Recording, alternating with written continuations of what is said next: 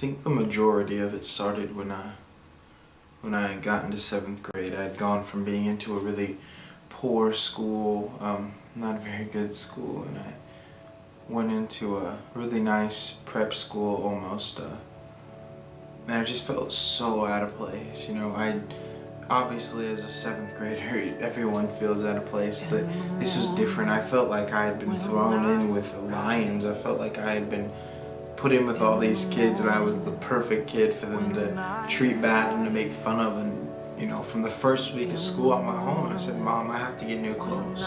Mom, I need a haircut. Mom, I need this. Mom, I need that. I wanted to change my image. I no longer wanted to be this kid who just wore anything, or this kid who just talked however, acted however. I wanted to do what I thought was necessary for me to fit in that place. And that went on all the way until even my sophomore year. And I just constantly was trying to be something else. I was always fighting myself, and I was always changing the way I appeared to everyone, but that had to have been the starting point of when I felt displaced. At that point in my life, it was just about being accepted. I would change myself. I would change the way I dressed, the way I acted, the way I would talk, so I could fit in with these people in these different places, so I could try to be the church kid, or I could try to be the preppy kid at school. I would try to be all these different things that I was not. A lot of it just stemmed from a place of what I think to be poverty. I guess I just figured the best way for me to get out of this life that I hated was to pretend to be like I'm from a different world. And that's just how I operate. That's how I lived. And I would change myself for anyone. I'd be whoever you wanted me to be, or whatever you wanted me to be, whenever. Give me Jesus. I remember the day that Christ first showed me my new identity. It was like nothing I had ever seen before. I was a sophomore and I was working at a camp with some kids and stuff, and one of the kids came up to me and he's like, you should come be the youth pastor of my church. We need a youth pastor in my church. At that point I was like, wait, what?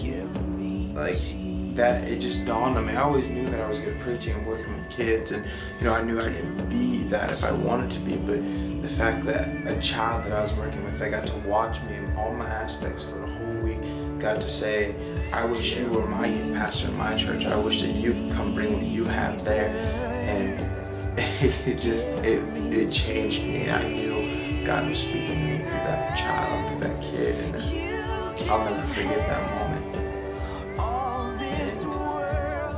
And just from here on out, the rest of my life and the rest of the time that I know that I'm no longer displaced, that I'm just being pre-placed, that the places that I'm at and the things that I'm doing now, it's not about me, it's about what God is calling me to be later. And I no longer have this mentality of that if I'm not serving in this area that I'm displaced. I have the mentality that everything I do from here on is just furthering my ministry and furthering the purpose and the destiny that I'm called to. He truly is my foundation and my rock, and there's nothing I can do apart from him. There's nothing I could ever change about me if he would not have stepped in that life.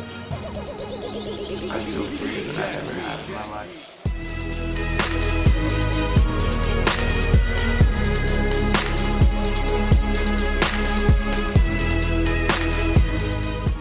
My name is Fitzgerald Graves. I once was displaced, but now I'm called.